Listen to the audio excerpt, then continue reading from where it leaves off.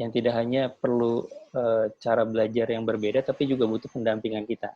Nah, saya nggak tahu gimana kalau Bapak Ibu dan teman-teman sekalian di rumah, tapi kalau saya sendiri, saya udah punya anak 2, salah satunya sudah masuk usia sekolah walaupun masih TK, dan bisa dibilang stressful juga ya. Stressful juga menghadapi anak di usia sekolah yang biasanya belajar cuma sesekali di waktu malam atau akhir pekan bareng kita. Nah, ini setiap hari harus ditemenin. Nah, harus didampingi buat belajarnya. Nah, saya percaya ini nggak cuma saya doang yang puyeng.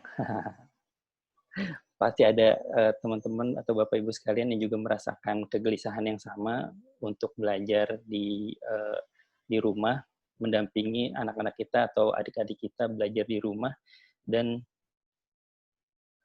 bertanya-tanya, ini sebetulnya belajarnya tuh gimana ya yang efektif, biar nggak ngabisin energi, biar nggak bikin kita tuh bawaannya sepaneng terus. Nah, alhamdulillah pada kesempatan sore hari ini kita sudah ditemani oleh 2 orang pembicara kita, yaitu Dr. Dirgantara Wicaksono atau biasa dipanggil Mas Bombom. Panggilan sayangnya tuh Mas Bombom. Ya, sudah bersama dengan kita, dan juga ada Mbak Friska, salah satu founder dari Biometrics Indonesia juga. Nah, kita akan banyak ngobrol-ngobrol nanti mengenai bagaimana cara belajar yang efektif untuk adik-adik dan juga anak-anak kita. Nah, cuma sebelumnya saya ingin menginformasikan bahwa ada beberapa peraturan, salah satunya adalah pertama nanti selama materi disampaikan, mohon izin bahwa teman-teman semua, Bapak Ibu sekalian akan di mute. Jadi nggak ada suara yang bisa keluar kecuali pembicara kita aja. Nah, setelah itu akan ada sesi tanya jawab. Untuk tanya jawab silahkan ketikkan di kolom chat. Nanti akan dipilih langsung oleh para pembicara mana yang akan dijawab. Nah, setelah itu akan ada masing-masing pembicara akan menjawab 2 pertanyaan dan akan dijawab langsung di forum ini. Tapi buat teman-teman yang ingin bertanya, silakan bertanya aja. Buat yang tidak dijawab di forum ini, akan dijawab nanti di email. Jadi silahkan nanti teman-teman, Bapak Ibu sekalian, untuk mendaftar, subscribe di newsletternya Biometrics. Kita akan rangkum pertanyaan-pertanyaannya dan kita akan jawab melalui email. Ya, mudah-mudahan sih dengan itu bisa lebih komprehensif dijawabnya, atau kalaupun misalnya tidak cukup terpuaskan, nanti kita akan angkat untuk menjadi artikel di website gitu. Nah, bicara soal website, salah satu agenda dan juga yang ingin kita adakan di sore hari ini adalah soft launching dari websitenya Biometric Indonesia, yaitu biometricsindonesia.com. Nah, saat ini websitenya masih seperti ini, ya. Itu masih berupa pendaftaran untuk webinar kita sore hari ini. Cuma nantinya diharapkan sesaat lagi kita akan launch bersama website kita yang baru, kurang lebih kayak gitu.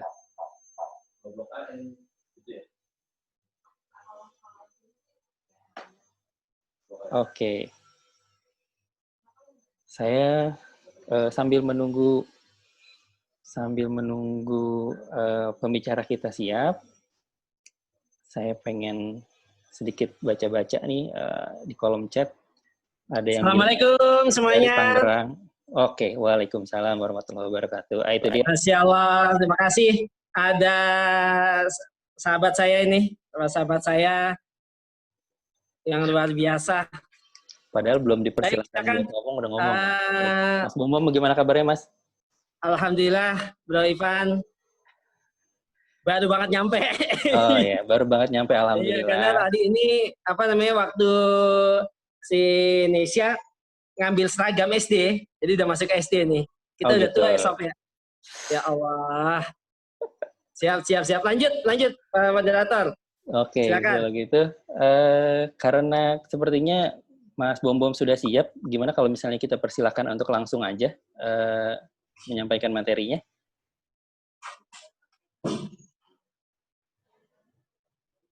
Oke, untuk Mas Bom, waktu dan tempat saya persilakan ya.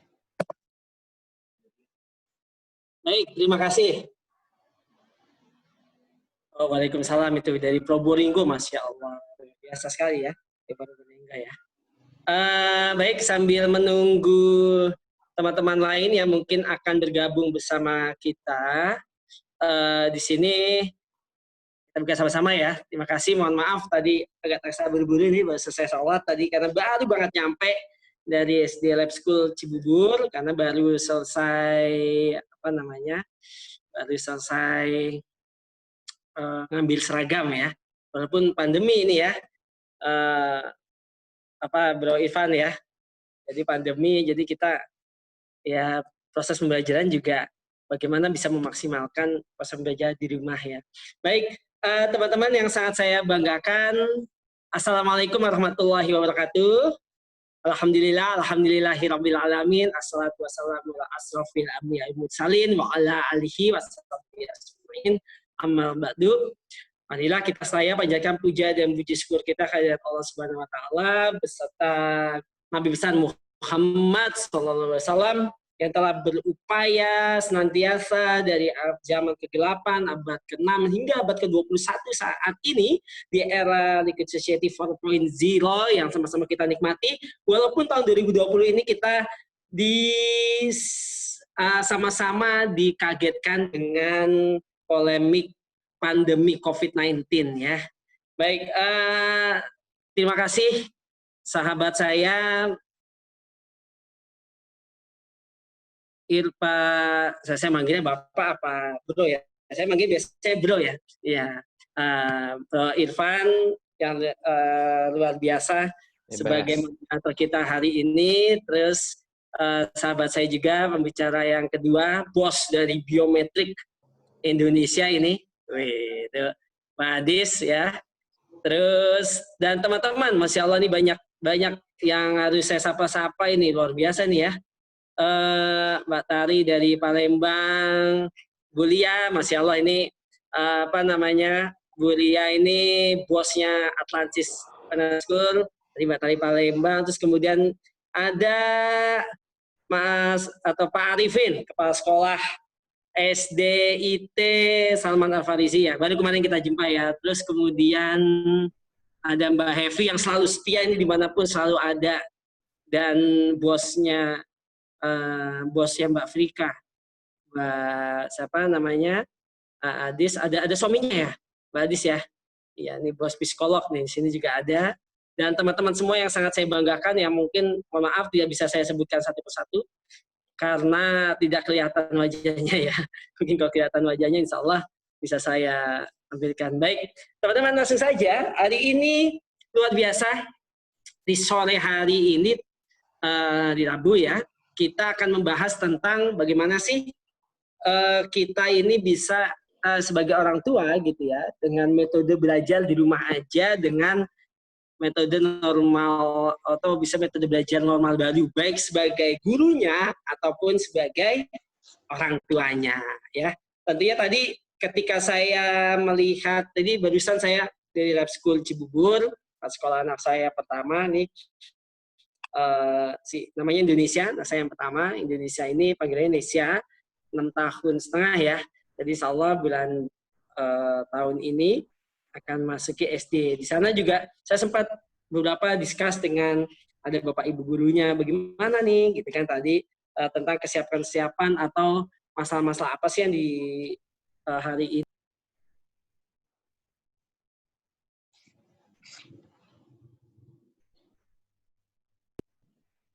Sebuah permasalahan-permasalahan di era pandemik hari ini.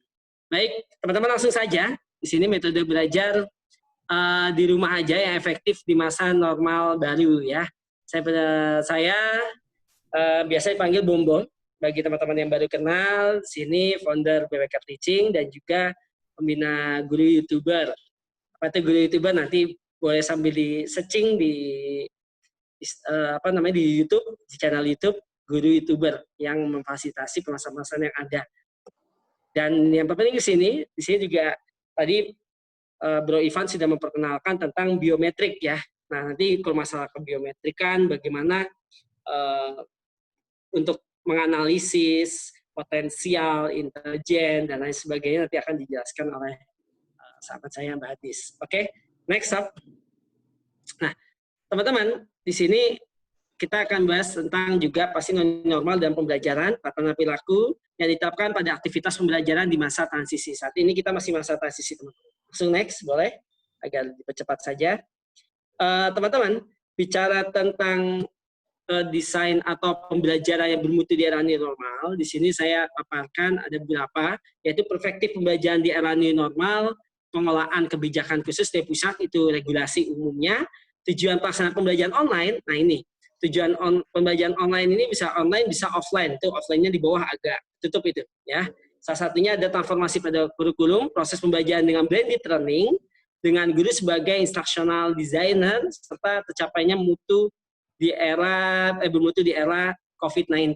Jadi memang kita ketahui bersama teman-teman di pembelajaran proses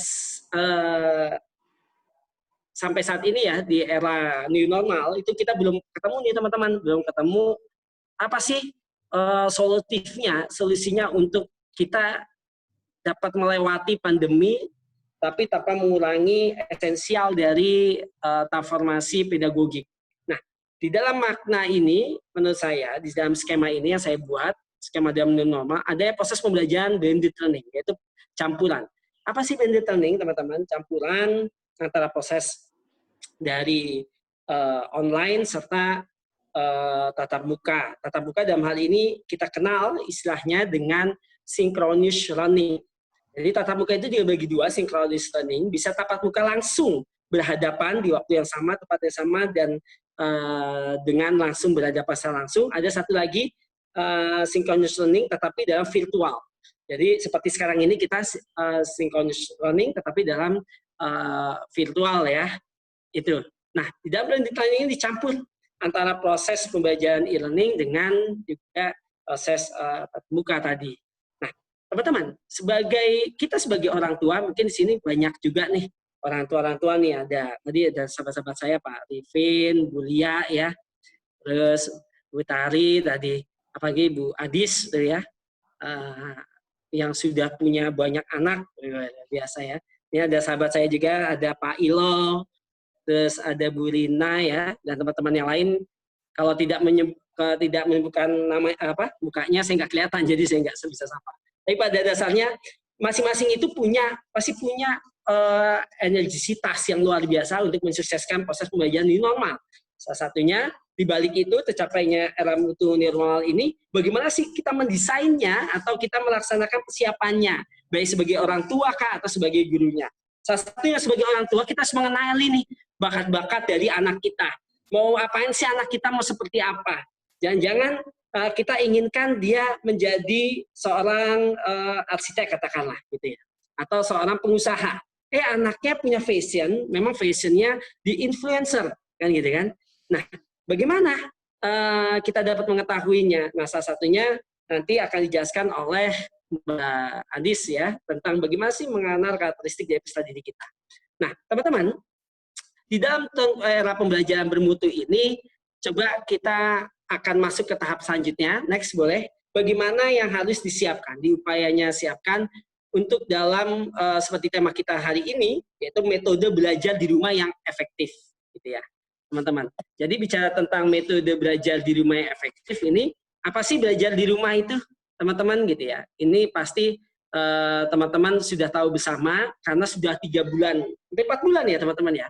Belajar di rumah dilakukan dan melakukan sebuah regulasi yang disampaikan oleh Mas Menteri kita.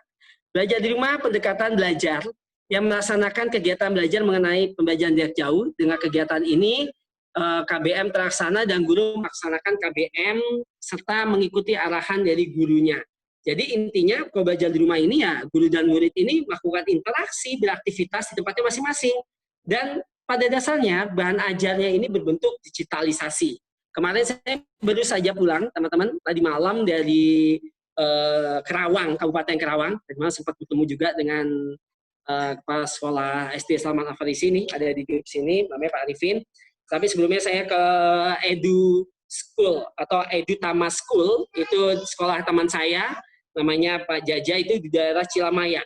Di sana alhamdulillah sudah zonanya zona hijau ya. Jadi bahan aja saya mau menugaskan guru-gurunya untuk coba kita training bagaimana desain tugas gurunya ini diberikan melalui online tapi juga offline. Akhirnya apa? Kita coba mendesain atau membuat rancangan untuk proses pembelajaran modul secara offline-nya juga. Dan akhirnya apa? Yang kita targetkan adalah murid-murid mengerjakan tugas secara mandiri. Jadi teman-teman, sebenarnya indikator keberhasilan pembelajaran e-learning atau online itu mudah saja. Apa indikatornya teman-teman? Indikatornya adalah si muridnya ini tidak merasa jenuh, tidak merasa bete, tapi merasa semangat, merasa sangat luar biasa di dalam melakukan proses aktivitas transfer of knowledge yang dilakukan atau yang didesain oleh sang gurunya. Tapi yang pasti harus dipersiapkan ya tentunya kalau murid koneksi internet, aplikasi, guru WhatsApp, Telegram, Google Classroom, terus atau call synchronous tadi seperti saya sampaikan, ada Zoom, Google Meet, Jitsi, Webex, dan lain sebagainya, aplikasi-aplikasi yang terkait. Dan ada bahan ajar digital untuk gurunya, instruksi belajarnya, koneksi, serta yang pasti rencana pembelajaran di era new normal. Itu sebagai kita selaku guru. Lalu teman-teman, next, selanjutnya, bro, bagaimana langkah metode belajar di rumah? Nah, ini teman-teman mungkin sebagai intinya ya, salah satunya, inti belajar di rumah, yaitu membuat bahan digital. Jadi kalau teman-teman, kalau kita ketahui bersama, teman-teman, kalau kita bicara tentang bahan digital, ya, ini kan tentunya kita pasti punya tantangan sendiri nih, teman-teman. Coba bayangkan, kalau bisa tentang bahan digital gitu ya, teman-teman ya. Kalau kita terbayangkan, sebuah, apa kok saya bilang tuh, sebuah, sebentar, lobet nih HP saya harus ngecas sedikit ya. Sebentar teman-teman. Oke, ya lanjut ya. Jadi kalau kita lihat di sini metode belajar di rumah ini menurut Kemendikbud yang sekarang ini sebenarnya metode belajar di rumah teman-teman sudah mulai disosialisasikan oleh teman-teman asesmen baik dari Puskur, Pusat Kurikulum, juga teman-teman di daerah atau apa ya namanya, teman-teman inilah teman-teman yang bekerja sama dengan para ahli-ahli psikolog gitu ya, bagaimana sih metode pas nih untuk belajar di rumah kita. Nah, kadang kalau bisa saya menyadur dari Kemendikbud, yang sudah dirancang oleh teman-teman Puskur, kalau membuat bahan ajar digital setelah memiliki rencana pembelajaran, guru perlu membuat bahan ajar yang dikirimkan melalui kelas online-nya tadi. Ini buat guru dulu ya, sebelum buat orang tua nih. Terus kemudian memberikan instruksi belajar atau instruction. Instruction itu bahan pembelajarannya. Meliputi pembagian dari apa yang sudah akan murid lakukan, serta penilaian yang harus dilakukan. Penilaiannya tentunya salah satunya kita tidak bisa penilaian kognitif, teman-teman. Tapi bisa pakai penilaian, kita bisa pakai penilaian authentic assessment. Ya, jadi penilaian langsung gitu teman-teman. Kemudian, murid mengerjakan tugas ketika proses dilaksanakan dengan melakukan interaksi di kelas. Yang salah tuh ini sekarang teman-teman. Yang salah itu adalah kita ini kadang sekarang ini merasa merasa itu karena mungkin kita tidak memperhatikan psikologinya siswa kita. Kita tidak mengetahui bagaimana sih fashionnya anak-anak kita, gitu ya. Jangan-jangan saya sering di dalam webinar saya sampaikan gitu ya, jangan-jangan kita nggak tahu nih bahwa anak kita yang di rumah, baiknya anak kita sendiri kandung ataupun anak peserta didik kita, itu fashionnya dalam bidang apa gitu loh. Nah, kadang kan menjadi sebuah momok sendiri ketika kita tidak mengetahui anak ini sebenarnya pengennya tuh hobinya dia lebih ke kinestetik gitu ya, lebih ke karena orangnya sangat atau anaknya sifatnya sangat dalam zona nyaman atau comfort zone gitu ya, akhirnya anak tersebut cenderung misalnya lebih ke kalau saya bilang lebih ke introvert gitu ya sifatnya. Nah, kita memaksakan dia nih dengan harus menjadi ekstrovert, akhirnya apakah itu akan menjadi maksimal teman-teman? Tidak gitu ya. Dan maka sebab itu saya sampaikan di sini dan forum ini teman-teman, sebetulnya yang paling utama yaitu pahami dulu nih, pahami dulu anak-anak peserta didik kita ataupun anak kita, hobinya apa sih, kesukaannya apa sih, ya karakteristiknya seperti apa. Nah ini nih PR-nya nih, ya PR-nya bersama nih tentang pengidentifikasian tadi gitu ya. Nah teman-teman, baru setelah itu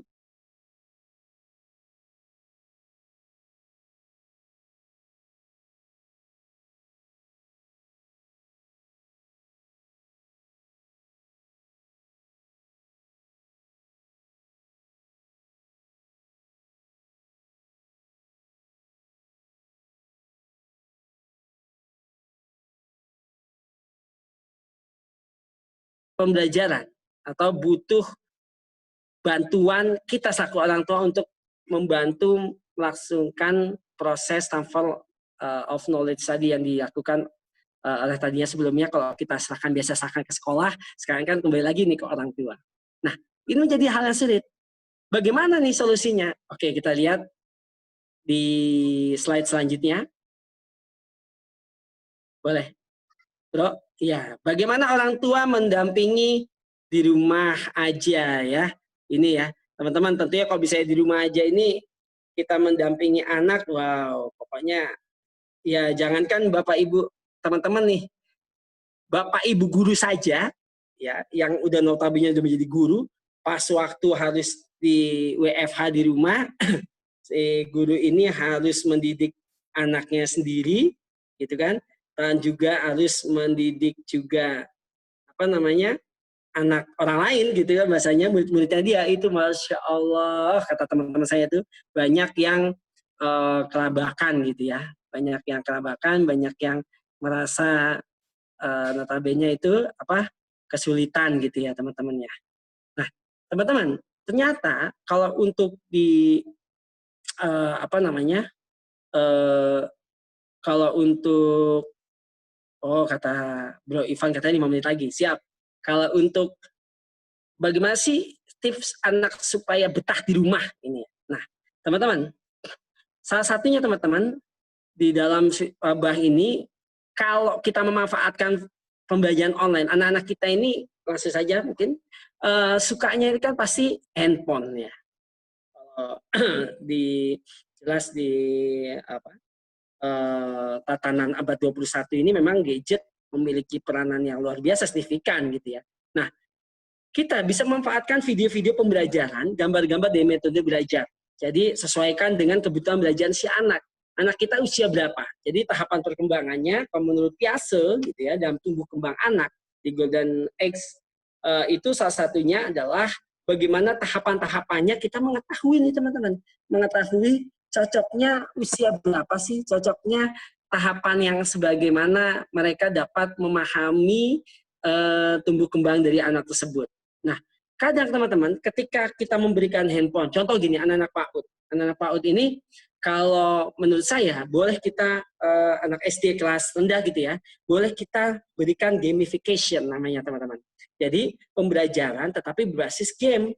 Salah satunya, kita dampingi, tapi tetap harus kita dampingi. Jadi, banyak teman-teman yang tidak setuju nih, para apa namanya, kalau pengikut mazhab behaviorism gitu kan, ataupun kognitivism itu nggak setuju. Game menjadi sebuah solutif untuk proses membantunya pembelajaran di rumah. Tapi kalau bisa dalam mazhab teori belajar humanism itu ya teman-teman, ini kita bisa memakai salah satu gamification ini sebagai solutif. Salah satunya biasanya anak PAUD atau SD kelas rendah itu suka namanya main baby bus salah satunya ya. Nah, dia temanya kelas-kelas 1 ini misalnya ya. Di sini kalau kelas rendah itu ada kelas 1 misalnya maaf, kelas 3 itu ya. Kelas 3 tentang cita-cita. Kalau kelas 1 itu temanya diriku ya. Itu bisa tentang cita-cita. Cita-cita ini di dalam games baby bus itu teman-teman tahu nggak? Kalau bisa tentang profesi itu ada games tentang profesi. Ketika kita mainkan nih teman-teman, ketika kita itu profesinya tidak profesi yang umum. Memang sih ada sih dokter aja, tapi ada profesi-profesi kayak arkeolog. Jadi ntar anak main game itu seperti dia menggali apa segala macam tentang profesi arkeolog.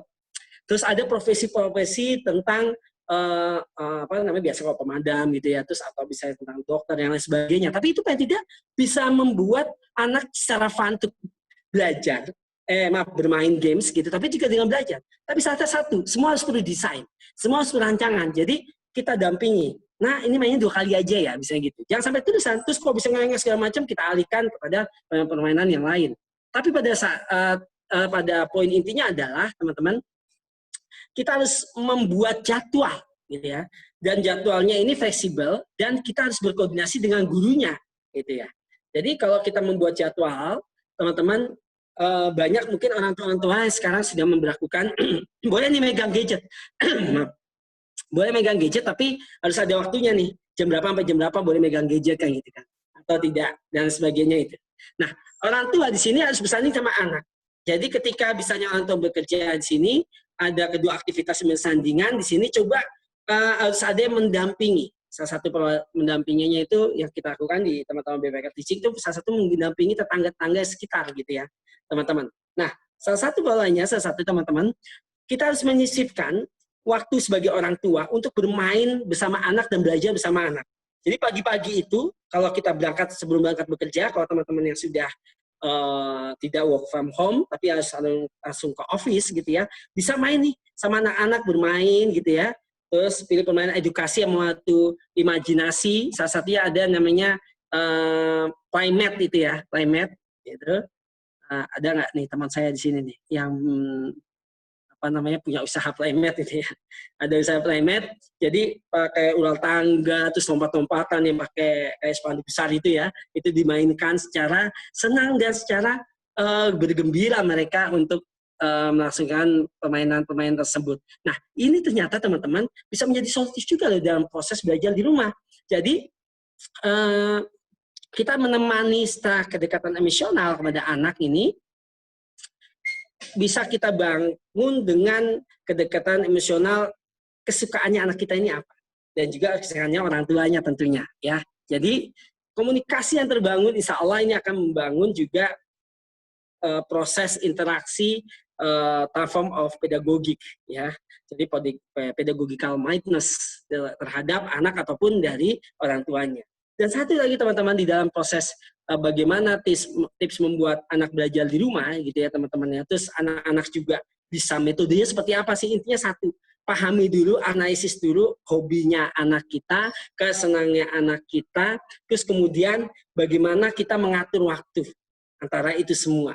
Misalnya contoh ketika kita harus bekerja, siapa yang mendampingi anak di rumah harus jelas gitu ya, kakeknya, neneknya, atau bahkan asisten rumah tangga, atau bahkan tetangganya bisa gitu ya. Ada juga teman saya yang cerita, kayak harus masuk nih bro, akhirnya gue titipin aja ke tetangga. Ya nggak masalah, tapi tetangganya kita edukasi dulu. Dan kita beritahukan ke gurunya teman-teman. Masalah di sini adalah, ada sebuah permasalahan ketika kita melakukan sebuah, kita melakukan sebuah, atau melaksanakan proses pembelajaran yang kemarin akhirnya bete gitu ya. Karena tidak ada hubungan triangles-nya gitu ya. Jadi tidak ada hubungan komunikasi segitiga antara guru, orang tua, serta anak itu ya. Yang ada, ya memang sih katanya guru menghubungi orang tua tapi seminggu sekali. Ya itu nggak bisa itu. Harus setiap hari. Dan nah ini, kalau perlu kita sebagai orang tua, kita yang aktif menanyakan pada gurunya. Gitu ya. Setiap hari kita tanyakan, Bu mohon maaf, ini nanti yang akan di rumah itu, karena bapak ibunya kerja, ada asisten rumah tangga kami. Kira-kira apa yang disebutkan, apa yang bisa kita siapkan ya. Jadi, materi pembelajaran hari Senin, hari Minggunya sudah terbahas malamnya, sorenya, di dalam grup WhatsApp orang tua. Dan kita mengklasifikasikan nih kalau guru gitu ya, guru kita klasifikasikan. Nah, orang tua juga bisa memposisikan. Jadi pembelajaran daring ini kan memang efektif satu hari maksimal itu 3 jam. Ya, itu efektif kalau menurut teori yang ada ya teman-teman ya. Kalau ada beberapa sekolah negeri kadang 4 jam. Ada juga swasta yang hanya 1 jam juga ada. Ada yang bahkan tidak pakai sinkronis atau unkronis learning, tapi langsung ngasih tugas aja. Nah, itu yang bahaya tuh. Ya, kalau ini perlu ada komunikasi. Kita sebagai orang tua boleh mengkomunikasikan, mengkonsulkan kepada pihak gurunya, sehingga anak kita nggak stres, nggak pusing gitu ya. Ya, walaupun beberapa tempat memang alhamdulillah sekarang sudah mulai dibuka ya. Dan kemarin saya contoh sederhananya metode belajar di rumah ini coba kita lagi di set kita buat naskah akademiknya, belajar di sekolah dan di rumah ini link and match-nya seperti apa, keterhubungannya, korelasinya, sehingga dapat menjadi keputusan regulasi di daerah satu kabupaten, itu di daerah Kerawang. Dan 2 hari 1 malam saya nginep di Cilamaya namanya, itu di daerah Kerawang, mana ya, utara kali itu ya, pokoknya jauh dari Kerawangnya ya. Nah, itu teman-teman. Oke, next, terakhir, saya. Jadi, teman-teman, terakhir bagaimana orang tua mendampingi anak di rumah. Pertama, mendengarkan anak.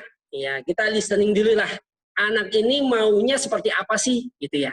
Maunya, hobinya gimana, fashionnya apa, itu. Dan nanti setelah kita tahu di anak kita kasih tahu gurunya. Kita beritahu, yakinkan ke guru atau wali kelasnya kalau SD. Gitu ya. Kalau SMP SMA saya pikir sudah tidak masalah karena mereka sudah bisa belajar mandiri. Tapi kalau PAUD, TK, SD kan belum bisa. Kita dengarkan ini maunya anak apa. Gitu kan, sambil santai, sambil ajak ngobrolnya bisa kalau perlu ya. Di sini ngobrolnya sambil minum es krim gitu kan. Anak-anak suka ya. Minum es krim terus sambil ditanya, "Adek," gitu kan, "mau apa?" Terus nanti apa inginnya dia itu kita dengarkan. Ya. Kemudian yang kedua, sesuaikan jam belajar. Jadi ketika jam belajar itu, seluruh warga di rumah, stakeholder yang ada di rumah mendukung teman-teman. Kadang gini, kemarin ada kasus beberapa kawan saya yang mengeluhkan, ketika TVRI, pas waktu beberapa bulan kemarin ya, 3 bulan kemarin, TVRI kan ada program belajar anak-anak ya teman-teman. Ada proses belajar TV-nya, tetapi di saat yang sama itu ada film sinetron juga apa gitu, saya lupa gitu ya. Nah, ini ada proses akhirnya yang tuanya ini pengen nonton sinetron, terus anaknya pada suruh nonton sama gurunya suruh nonton film edukasi, kalau untuk PAUD itu namanya Jalan Sesama gitu ya, di jam 8 pagi. Ada TV juga sinetron yang lain. Akhirnya orang tua pengen cepet-cepetan, yang penting selesai ya gitu. Ini kan juga menjadi, karena apa? Tidak ada kesesuaian jam belajarnya. Kita harus sesuaikan. Terus kemudian beri waktu istirahat, jangan terus-menerus, istirahat mata terhadap game, terhadap online-nya gitu ya. Terus upayakan kalau anak-anak mulai tetap, walaupun sekarang sudah sebagai gadget, sebagai teknologi, tetap menulis teman-teman. Ya, terus kemudian melatih anak membaca, kalau ini untuk SD segala macam, untuk karena kautannya adalah calistung, serta belajar dengan permainan seperti tadi, pakai playmat sebagai proses-proses pembelajaran yang menyenangkan. Oke, baik, karena waktunya sudah habis, nanti mungkin banyak kita diskusi saja. Saya kembalikan ke Mas Bro, moderator, sahabat saya, Mas Mas Irfan. Ya, oke, silakan. Iya, terima kasih Mas Bom. Saya biar biar Bapak Ibu peserta Ningga ini nggak bingung. Tadi beberapa kali Mas Bom kan bilang fashion ya. Yang dia maksud itu passion maksudnya ya, bukan fashion ya.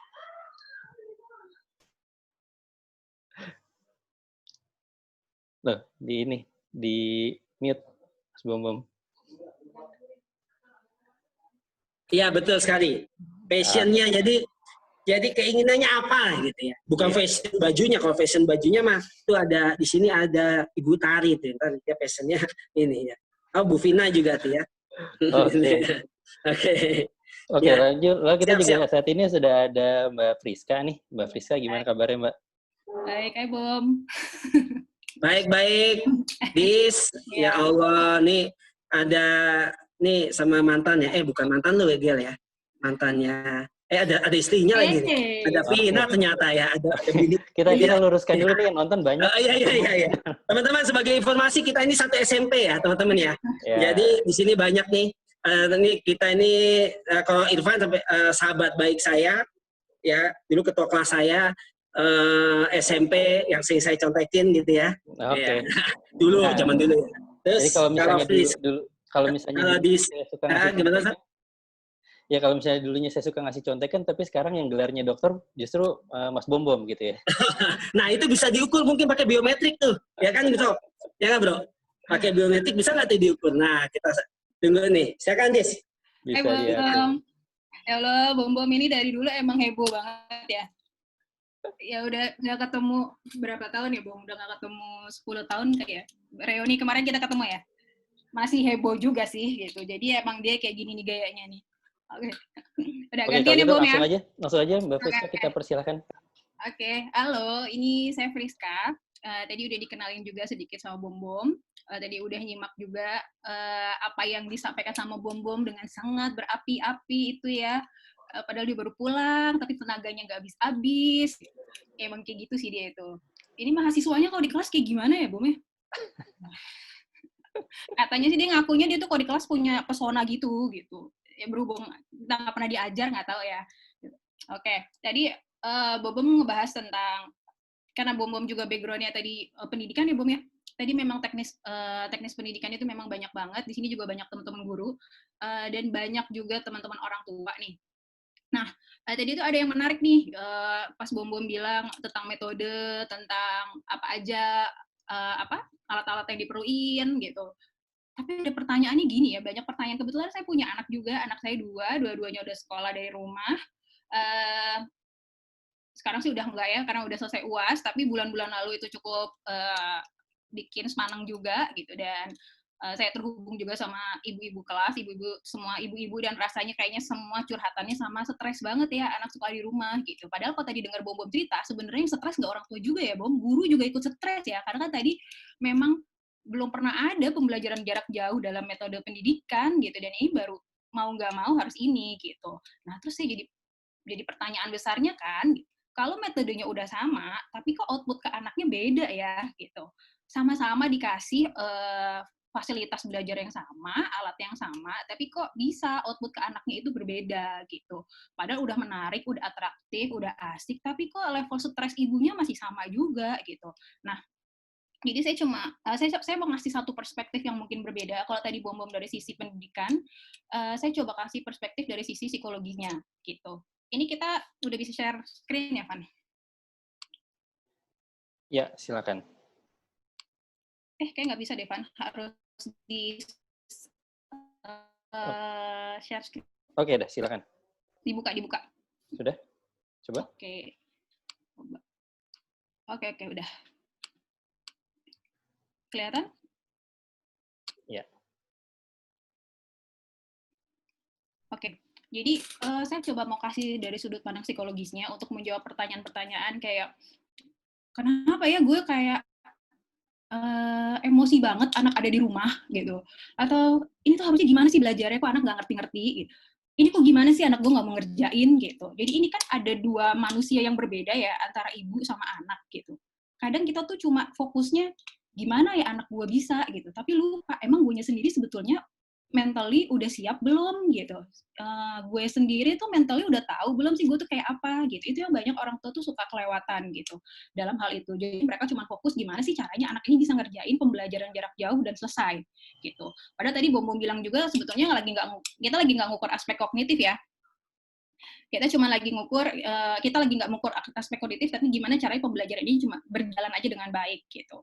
Nah, ini saya punya, memang background saya psikologi anak, selama ini jadi konsultan, saya juga founder behavior analyst biometrik ini. Lanjut aja. Kita mulai dari contoh kasus aja. Kenapa mulai dari contoh kasus? Karena ini kayak dari sehari-hari saya ngadepin orang tua dengan berbagai macam keluhan. Contohnya ini ya, ini kisah tentang si Andi yang selalu periang, dia senang banget datang ke sekolah. Lalu dia ketika ngabisin waktu di rumah, dia selalu bilang, aku kangen banget sama sekolah, gitu. Dia selalu antusias, jawab pertanyaan, gitu. Tapi ketika sekolah dari rumah, tiba-tiba nih berubah nih. Mana nih Andi yang katanya antusias kalau di kelas, gitu. Nah, sekolah kan ngasih tugas nih ke anak-anak. Orang tua berharap anak ngerjain dengan teratur semua tugasnya, gitu. Nah, boro-boro ngerjain, si ibu ini malah emosi, gitu. Kamu kapan sih mau ngerjainnya? Jadi ibunya jadi marah.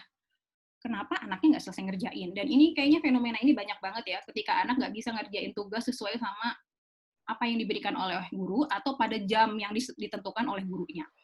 Ini kasus pertama. Lalu yang kedua, ada lagi nih, ada anak namanya Arina. Dia ini rajin banget.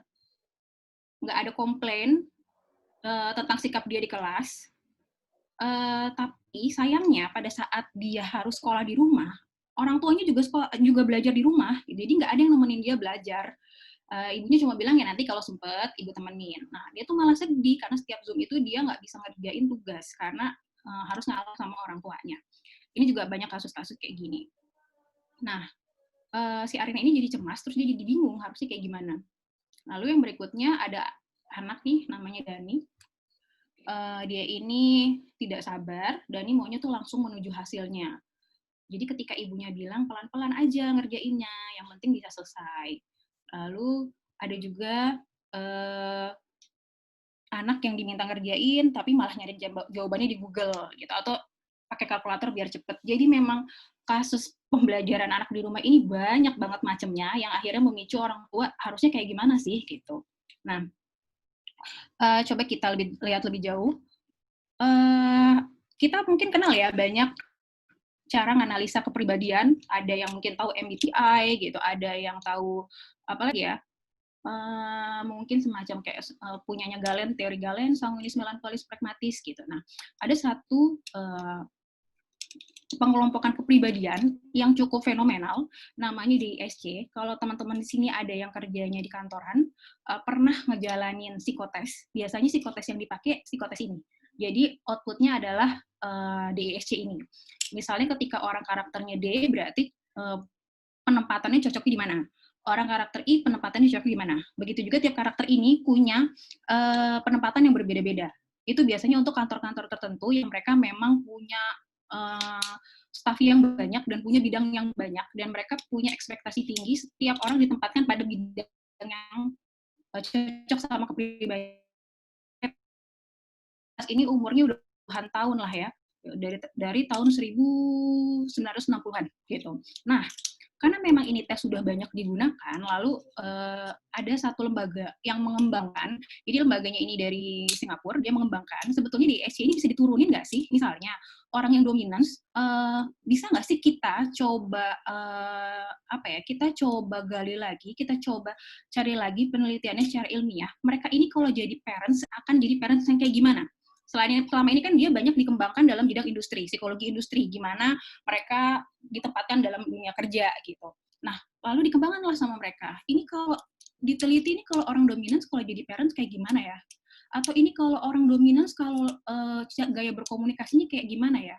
Sampai mereka bisa mengembangkan kalau anak dominan berarti gaya belajarnya kayak apa ya gitu. Dan ternyata banyak clash terjadi ketika karakter si ibu misalnya atau si ayah berbeda sama anaknya gitu.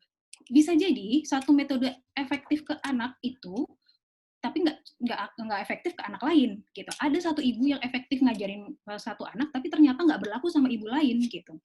Ada anak yang memang gayanya teratur banget, ternyata dia punya ibu yang nggak teratur gitu. Jadi si ibu maunya kerjainnya yang penting kamu selesai, tapi si anak berpikirnya nggak bisa ya, kalau udah jamnya harus selesai ya harus selesai gitu. Nah, ini yang sering kali ketika kita mengabaikan kepribadian itu jadi nggak cocok antara ekspektasi si ibu atau kepribadian si ibu sama gaya si anak itu sendiri gitu. Nah, beberapa tahun belakangan DISC ini banyak dipakai sama HRD dan tesnya jatuhnya jadi susah karena mereka harus self assessment kayak apakah kamu merasa begini ataukah kamu merasa begitu gitu. Itu yang bikin DISC ini banyak digunakannya justru di orang-orang dewasa. Nah, ada pengembangannya gimana cara DISC ini bisa digunakan untuk anak kecil gitu. Dan kita bisa jadi tahu, jadi bedanya kita sama anak kita di mana sih gitu. Nah, ini yang mungkin teman-teman di sini udah ada yang pernah ikut seminar saya beberapa kali dan udah tahu juga kepribadiannya apa. Jadi maaf ya kalau saya ulang lagi. Buat teman-teman yang baru tahu untuk kepribadian ini bisa sambil ngeraba-raba deh. Sebenarnya kita dulu sebagai orang tua itu apa. Lalu bisa juga sambil membayangin suami kita apa ya, istri kita apa ya, atau anak kita kira-kira apa ya gitu. Karena dengan kita tahu itu akan punya pengaruh sih, berarti kesalahan komunikasi kita tuh selama ini di mana gitu. Contohnya orang dominans ini orang yang sangat powerful gitu. Mungkin kita pernah punya teman gitu atau rekan kerja yang kalau ngomong tuh to the point, yang kalau ngomong itu langsung goals-nya apa, yang kalau ngomong tuh kayaknya kayak nggak punya empati, yang kalau ngomong itu rasanya yang penting dia didengerin dulu deh gitu. Misalnya kita punya temen yang kalau kita mau pergi bareng, dia langsung, gue maunya ke sini. Misalnya kita semua nggak setuju nih, ya udahlah nggak apa-apa kesini aja. Dia bisa loh maksa untuk diturutin maunya gitu. Nah, Eh, mereka itu orang-orang yang sangat berorientasi pada goal. Gimana sih caranya supaya tercapai? Dan sering dirasa kayak nggak punya emosi, nggak punya empati nih gitu, emosinya nggak ada nih. Padahal sebetulnya kan mereka orang yang aktif banget berpikir, jadi mereka cepet aja untuk nyampein apa yang ada di pikiran mereka. Nah, kebayang kalau misalnya kita punya ibu dominance, tapi ternyata anak kita karakternya berbeda, yang nggak goal setting, yang justru nggak suka ketika dituntut apa tujuan kamu gitu. Anggaplah anak influence ini orang yang sangat menarik banget. Mungkin ada pernah punya teman yang biasanya dalam satu geng gitu, dia ini yang paling easy going banget, yang paling asik, orang yang paling apa ya, terbuka, berapi-api gitu ya, dia gampang banget untuk nyampein perasaannya dia ke teman kelompoknya. Tapi dia punya ketakutan kalau dia di rejection gitu. Jadi setiap orang itu ternyata punya fear, punya ketakutan. Jadi tiap orang itu nggak sama. Misalnya kalau orang dominan takut loh kalau dia itu ditolak. Buat dia tuh harus diterima, dia nggak bisa kalau ditolak gitu. Sedangkan kalau anak influencer dia nggak bisa kalau dia nggak dihargai gitu. Contohnya hmm, anak saya kebetulan influence gitu, jadi dia akan ngerasa sebel banget kalau dia Zoom, dia bisa jawab, tapi dia nggak dipilih. Wah, itu dia akan, nggak usah Zoom aja lagi lah kalau kayak begini. Udah angkat tangan juga nggak dilihat sama gurunya, udahlah nggak mau Zoom lagi. Wah, drama lah dia. Jadi harus diingetin lagi, ya kan yang angkat tangan nggak kamu aja gitu. Ya nggak bisa, aku tuh udah angkat tangan tapi gurunya nggak mau lihat gitu.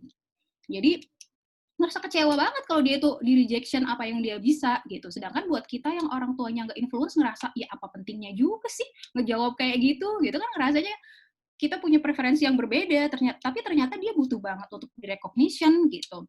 Nah, beda lagi kalau misalnya kita punya anak steadiness. Nah, ini nih salah satu karakter yang unik ya.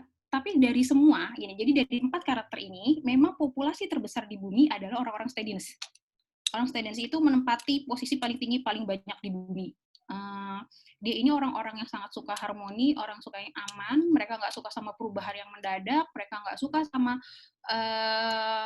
tekanan, mereka itu orang yang bisa asik di mana aja. Jadi kalau misalnya kita dalam sebuah pertemanan, terus ada orang steadiness, ini biasanya orang-orang yang nggak mau ikut ribut. Oh ya dia ribut, oh ya oke, aku menenangkan aja. Atau ada temen yang ngotot, dia aku ikut aja lah gitu. Nah, anak-anak kayak gini biasanya juga bukan anak yang bisa ditekan di rumah ketika ada pembelajaran jarak jauh yang banyak. Gitu. Jadi style learning mereka itu mereka akan ngerasa sangat tertekan ketika tugasnya banyak dan menumpuk. Apakah mereka bakal bisa ngerjain? Bisa. Mereka nggak ada masalah. Mereka orang-orang yang kalau ngerjain hasilnya baik gitu. Tapi mereka juga nggak bisa dipaksa harus sesuai sama, harus secepat mungkin gitu. Ibunya dominan yang sangat mendominasi dan dia minta anaknya untuk ngelakuin sesuai sama jadwal yang ada misalnya. Jadi dia akan tertekan, dan ketika tertekan mereka akan membuat kesalahan karena itu mereka punya ketakutan terhadap perubahan yang tiba-tiba gitu. Nah, kalau orang-orang kantoran nih, biasanya menempatkan steadiness ini sukanya di lini depan sih. Karena orang steadiness menyukai harmonis ya, biasanya kalau mereka ditaruh di lini depan, misalnya seperti jadi customer service atau teller atau yang berhubungan dengan orang, itu mereka bisa menenangkan orang itu gitu. Dan ini ini salah satu output psikotes yang dilakukan di kantor-kantor, salah satunya yaitu gitu. Misalnya orang-orang dominance yang nggak akan ditaruh di lini depan karena mereka akan ngadepin customer service dengan galak tuh gimana gitu, akan menghadapi klien dengan tegas itu gimana, nanti nggak closing penjualannya gitu. Jadi memang orang dominan banyak ditaruh untuk memutuskan satu kebijakan di sebuah kantor gitu. Sedangkan orang influence banyak ditempatkan dia ketemu sama orang banyak seperti misalnya humas gitu. Itu mereka akan ngerasa itu tempatnya gitu. Ada lagi orang compliance ini orang yang teratur banget, orang yang sangat terstruktur, orang yang sangat tidak menyukai sesuatu yang tidak terencana, orang yang kalau di kelas ini adalah anak-anak yang rajin, compliance ini. Mereka rajin bukan bisa jadi bukan karena mereka punya motivasi belajar yang tinggi, tapi karena mereka ngerasa cemas ketika mereka nggak kerjain tugas. Di sini kan banyak bapak ibu guru ya, mungkin bapak ibu guru bisa membayangkan gitu. Anak-anak di kelas saya berarti yang kayak begini tuh ada ya, yang begini tuh ternyata bukan berarti nggak bisa ya. Jadi memang macam-macam karakter anak-anak itu sesuai sama kalau kita mau pakai kepribadian ini sesuai sama kepribadian ini gitu. Anak influence ini adalah anak yang suka banget nanya, anak yang selalu mau dikasih panggung, anak yang kalau angkat tangan tuh maunya ditunjuk, karena dia butuh recognition. Sedangkan steadiness adalah anak-anak yang selalu ngerjain tugas supaya nggak dimarahin sama gurunya. Anak-anak yang selalu ngerasa nyaman ketika pembelajaran berlangsung dengan stabil, tapi kalau berubah mereka akan bisa bad mood. Gitu. Sedangkan compliance ini si anak rajin banget, dia harus ngerjain segala sesuatu tuh sesuai banget gitu. Nah,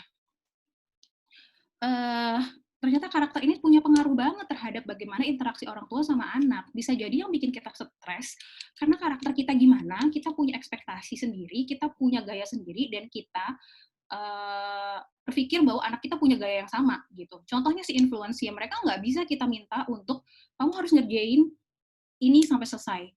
Orang influencer itu tidak terstruktur cara berpikirnya gitu, sehingga dia akan ngerasa ribet ketika tugas yang dikasih itu langsung banyak. Kamu hari ini ada tugas 3, kamu kerjain. Dia akan kacau, karena memang cara berpikirnya nggak terstruktur. Tapi kalau kita tahu anak kita influence, kita punya strategi. Oh, ini loh yang dikasih gurunya, yang sudah menarik ini, yang sudah atraktif ini, yang sudah asik ini, berarti harus aku atur, kasihnya satu-satu, supaya dia nggak stres. Sebetulnya bukan stres ya, karena memang dia dominasinya adanya di otak kiri, sehingga dia tidak di otak kanan, sehingga dia memang tidak terbiasa, tidak nyaman dengan cara berpikir terstruktur.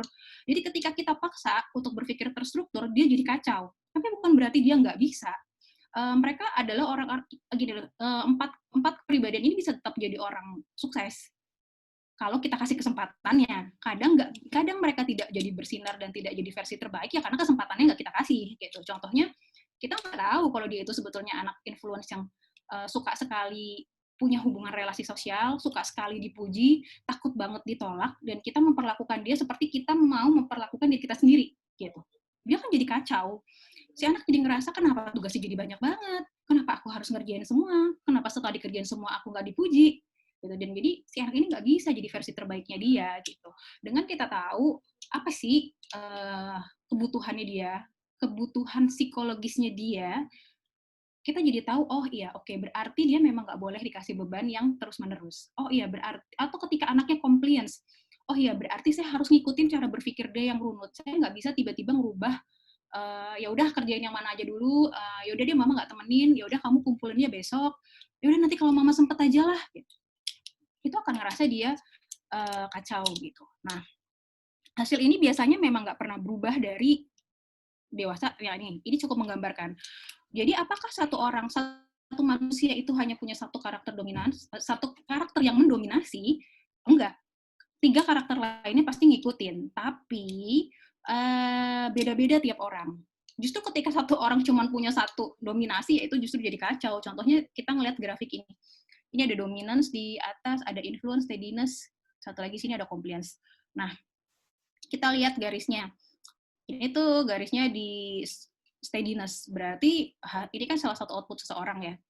Jadi dia hasilnya steadiness, tapi yang mengikuti adalah influence, kemudian yang mengikuti lagi adalah dominance, dan yang paling nggak dia banget itu adalah compliance gitu. Jadi dari sini kita bisa ngelihat wajar aja ketika anak kita nggak teratur, karena memang sisi compliance dia sangat minim gitu. Jadi sehingga metode pembelajaran yang sudah yang sudah diberikan sama gurunya, kita bisa deliver dengan cara kepribadian anak ini gitu. Nah, ketika kita ngelakuin psikotes yang manual pun akan ada hasil kayak begini, akan ada karakter ngikutin. Oh, dia yang sangat menonjol itu influence, lalu diikuti oleh steadiness, lalu diikuti misalnya oleh dominan. Oh, berarti karakternya influence ini bisa ditempatkan di bagian-bagian yang kaitannya sama berhubungan sama orang gitu. Dari beberapa konsultasi yang sering saya lakuin untuk menjelaskan ini, rata-rata memang orang compliance sangat stres dengan pekerjaan yang tidak terstruktur, mereka sangat stres sama sesuatu yang berubah-berubah, jadi mereka sangat senang bekerja pada satu sistem yang teratur gitu. Sedangkan orang influence biasanya mereka akan ngerasa stres, aduh aku bosan banget kerja di balik meja, aku bosan banget cuma ngetik doang, aku bosan banget cuma bikin laporan doang. Ini bisa nggak sih dipindahin ke bagian humas yang udah pasti akan merasa begitu gitu. Itu orang dewasa. Sama aja sih seperti anak juga begitu. Drive ini memang sejak lahir gitu. Tapi kapan sih si influence ini keluar? Anggaplah kita pakai contoh dia ya. dia ini steadiness banget gitu. Kapan sih si influence ini keluar? Ya pada situasi tertentu ketika dia tertekan dia akan punya insting influence-nya akan keluar gitu. Manusia kan memang adaptif ya.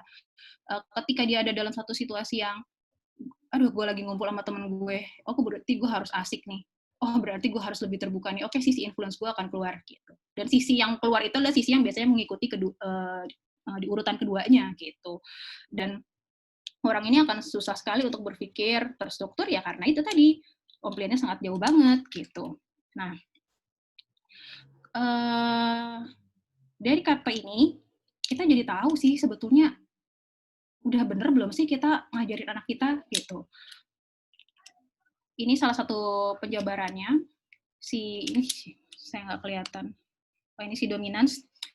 Dia orang yang berpikir rasional, tapi susah memahami percakapan dari hati ke hati. Jadi kalau kita punya anak dominans, kita nggak bisa bilang sama dia, mama sedih banget deh kalau kamu nggak ngerjain tugas. Nggak akan masuk sama cara berpikir dia yang sangat logis gitu. Tapi kita bisa bilang, ini kan tugas kamu yang memang harus kamu selesaikan. Ya ini kan tanggung jawab kamu yang memang harus kamu selesaiin gitu. Nah, ketika pendekatannya salah, outputnya akan jadi salah. Outputnya akan jadi nggak tepat sih sebetulnya. Nggak salah juga gitu. Dia takut banget sama kekalahan, sehingga ketika diajak berkompetisi, yang dia pikirin, ini gue kalah apa menang.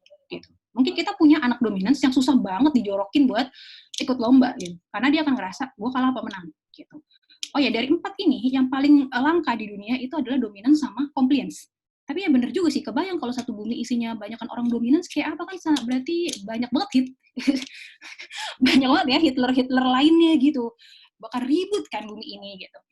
Juga kalau satu dunia orangnya compliance ini bakalan kaku banget ya, nggak akan ada IO, nggak akan ada ide-ide cemerlang dari para event organizer gitu. Ya, karena orang compliance itu teratur sekali gitu, dan mereka nggak kreatif. Biasanya orang-orang yang kreatif itu yang idenya banyak tuh ya dari influence gitu. Makanya memang menurut penelitiannya dominance dan compliance adalah yang paling sedikit populasinya. Yang paling banyak di bumi adalah steadiness dan si influence ini. Gitu. Nah, berikutnya. Ini influence. Dia adalah individu yang keep in touch banget sama kondisi emosinya. Jadi dia adalah si drama king atau drama queen. Kalau anak ketika marah ini rasanya semua orang tuh maunya nontonin dia. Aku tuh punya masalah banget. Gitu. Terus kita cuma ngeliatnya yang, iya kan yang punya masalah nggak kamu doang ya, gitu. Atau misalnya digigit nyamuk tapi maunya dikasihnya Hansaplast, jatuh tapi drama maunya diperban, misalnya gitu. Berasa tuh kayak, ini kok yang punya masalah kayak dia doang ya. Padahal cuma digigit nyamuk doang loh, gitu. Nah ini memang karena dia sangat keep in touch sama emosinya. Dia merasa ketika aku punya emosi, berarti orang lain tuh harus ngertiin aku. Kalau aku sakit, semua orang tuh harus tahu loh aku sakit. Gitu. Kalau punya istri influence tuh biasanya gimana ya?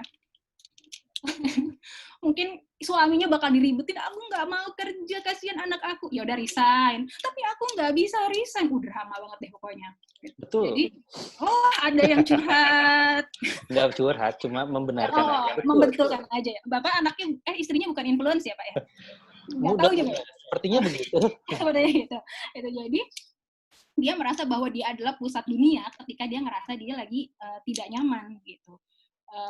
Buat orang compliance atau buat orang karakter lainnya ngerasa ya masalah kayak gitu doang kenapa jadi heboh banget ya gitu. Karena kita nggak punya cara berpikir yang sama gitu. Jadi ketika kita punya anak influence dan mungkin agak bahayanya gini gitu. Ketika kita punya anak influence gitu, lalu dia di sekolah kenapa-napa, terus abis itu dia cerita sama kita, dia pasti ceritanya kan versi dia dong. Aku tadi dipukul sama si ini. Wah, kalau ibunya tidak bisa menempatkan emosi dan logika yang yang netral, yang objektif, mungkin akan langsung ke sekolah dan siapa yang mukul anak gue? Akan kayak gitu. Nggak bisa, pokoknya anak saya ngadunya dia dipukul gitu. Padahal ya orang-orang influence ini pasti akan menyampaikan yang dramatis gitu. Karena itu tadi kebutuhan emosinya untuk diperhatikan sangat besar dan dia sangat butuh recognition. Dia akan gini, enggak cuma gini doang, wah dia akan kacau karena berarti dia di rejection gitu. Kebutuhan dasarnya dia memang di recognition. Jadi ketika kita punya anak drama, terus dia bilang aku nggak mau ngerjain tugas, aku nggak bisa ngerjain tugas ini, nggak bisa ini tugas susah banget. Mungkin aja itu anak influence kayak gitu. Kita ya akan bilang iya emang susah, iya sih emang beneran susah. Tapi kita bisa kok ngerjain. Iya sih beneran. Jadi dia akan ngerasa nggak nyaman ketika dia ditolak. lu semua nggak ada yang ngertiin gue, kira-kira gitulah. Gitu. Nah, ini steadiness, ini punya kecenderungan yang konsisten dan stabil. Jadi saya dapat curhatan, jadi dia habis tes, terus dia anaknya steadiness, saya jelasin, terus dia bilang, pantesan ya selama liburan ini anak saya cuma maunya rebahan doang. Saya kan lucu ya, ada anak kecil maunya rebahan doang. Jadi dia nggak mau ngerjain tugas, tapi maunya tuh rebahan aja, cuma bilang, iya bun aku udahan, iya bun aku mau rebahan aja, iya bun aku pengen nonton aja gitu. Ternyata mager itu juga berlaku di anak kecil. Tapi anak kecil yang steadiness gitu ternyata. Anak kecil yang memang dia suka sama situasi yang stabil. Sampai bilang, anak saya tuh normal nggak ya, nggak mau ngapa-ngapain. Ya enggak juga sih gitu, karena memang dia takut sama perubahan yang tiba-tiba, dia takut sama sesuatu yang berubah. Biasanya orang-orang steadiness ini orang-orang yang paling rentan stres, karena ketika misalnya dia punya jam kerja dari jam 7 sampai jam 5, tiba-tiba bosnya bilang, kita hari ini ada meeting sampai malam, kacau. Kok bisa sih nggak bilang-bilang? Kok bisa sih ada kayak begini? Kok bisa sih? Padahal ya bisa-bisa aja, namanya orang kerja kan ya. Gitu. Tapi mereka akan ngerasa kacau begitu. Atau ketika kemarin ada yang cerita juga konsul sama saya, dia bilang orangnya ada nggak ya di sini? Maaf ya Mbak kalau saya ceritain. Dia kerja di kantor, terus tiba-tiba bosnya datang bilang, kamu harus bikin PowerPoint ini 1 jam lagi selesai karena saya mau presentasi. Wah, dia langsung rasa kacau, nggak kompeten, kayak ini salah kerjaan gitu. Padahal cuma disuruh bikin PowerPoint 1 jam aja. Karena menurut dia PowerPoint itu harusnya 3 jam. Mas dia bikin PowerPoint 1 jam gitu. Jadi buat dia nggak ada yang nggak beres nih kayak begini. Aku ngerasa tertekan nih kalau kayak gini gitu. Kerjaan datang bertubi-tubi tuh aku ngerasa tertekan gitu. Nah, lanjut kita ke yang belum dibahas, compliance, ini adalah pribadi yang empatik, optimistik, dan teratur banget. Dan dia akan sangat cepat berubah moodnya kalau ada sesuatu yang nggak sesuai sama apa yang dia mau. Jadi menurut dia hidup itu dari A harus habis A, B, dari habis B, C, habis C, D. Itu nggak bisa. Kalau dari A ke C, balik lagi ke B, itu nggak bisa. Buat dia cara berpikir hidup itu harus terstruktur, harus sesuai, harus by the books. Jadi ini adalah anak-anak, ini buat ibu bapak guru, dia adalah anak-anak yang kalau ujian biasanya jawabannya panjang gitu. Jadi dia bisa menjawab dengan prinsip jurnalistik 5W1H gitu, dia jawab semuanya karena memang dia adalah orang yang perfeksionis. Kalau dia nggak perfeksionis dia akan cemas. Jadi dia paling takut bikin kesalahan. Kenapa dia bisa jawab 5W1H padahal ditanya cuma 1? Ya karena itu dia takut banget bikin kesalahan. Aku nggak mau sampai salah, pokoknya aku harus sesuai sama standar yang ada. Dan anak-anak kayak gini biasanya cukup terlihat perfeksionis yang memang dari kecil gitu. Mereka maunya sesuai standar, maunya berangkat ke sekolah dengan standar yang ada. Misalnya dia akan merasa stres salah seragam, gitu. Nggak bawa topi, nggak bawa dasi, dia akan stres banget. Tapi akan ngerasa, misalnya dibandingin sama orang influence yang orangnya easy going banget, nggak ada masalah sih buat dia. Oh salah ya, oke. Ya udah gitu. Tapi kalau orang compliance, ketika kita misalnya bikin janji sama dia berangkat jam 11 tapi ibunya make up-nya lama, dandannya lama, bapaknya pakai nyuci motor dulu dan ternyata berangkatnya jadi jam 1, ngambek gitu. Jadi anak compliance ini anak yang kalau dari kecil tuh kayaknya ini ambekan banget sih, kalau nggak sesuai kok keselan mulu sih, kok salah dikit kayaknya harus harus sesuai banget sih gitu, dan ini pengaruh banget sama gaya belajarnya gitu. Ketika kita nggak bisa provide mereka untuk bisa sesuai sama standar yang ada, ya mereka akan kacau. Ketika kita nih sebagai orang tuanya influence yang cara berpikirnya random, abstrak, loncat-loncat, punya anak compliance, kita akan ngerasa anak gue lebay banget ya, bukan drama sih, tapi kok mudi banget ya, cuma nggak diturutin aja kok kesel ya gitu.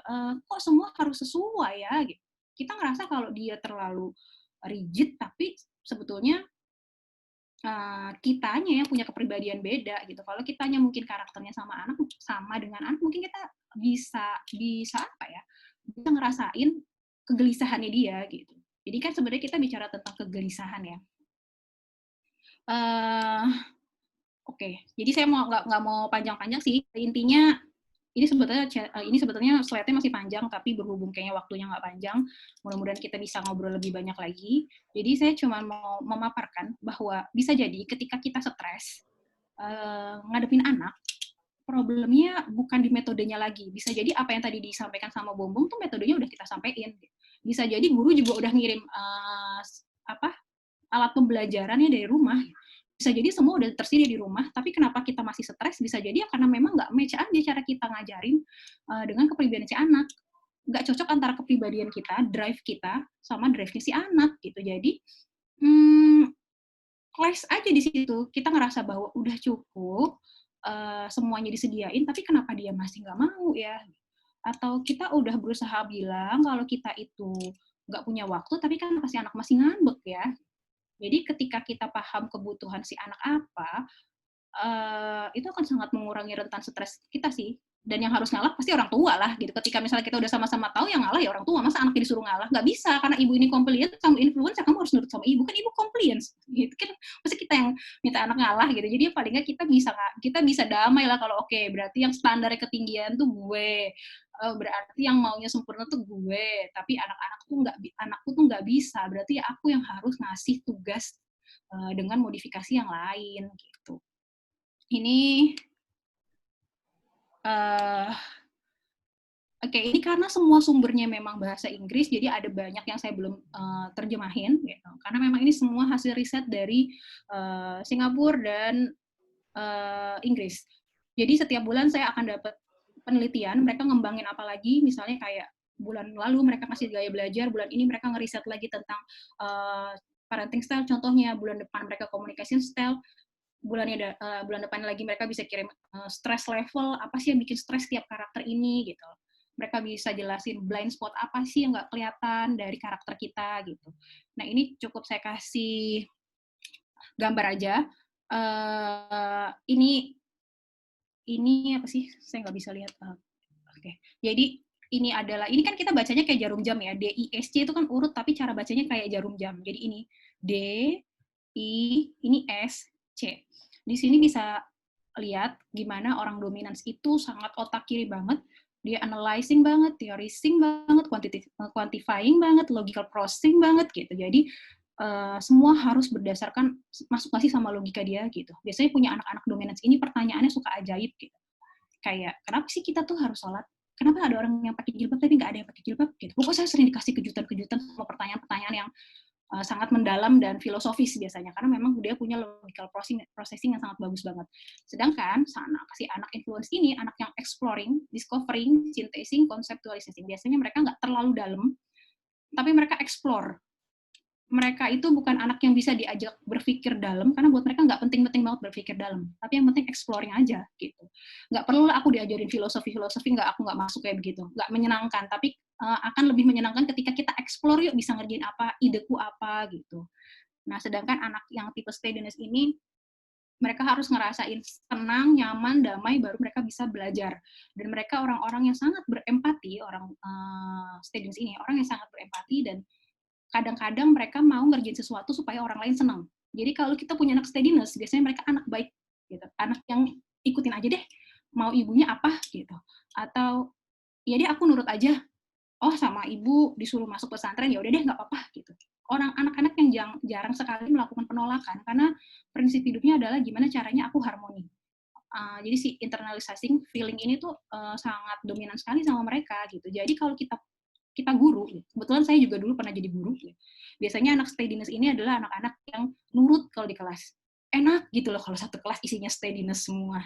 Tapi nggak ada yang bisa jadi ini, ketua kelas kalau satu kelas isinya steadiness semua. Bisa tunjuk-tunjukkan, kamu aja. Oh deh, kamu aja. Kalau di satu kelas steadiness semua tuh gitu.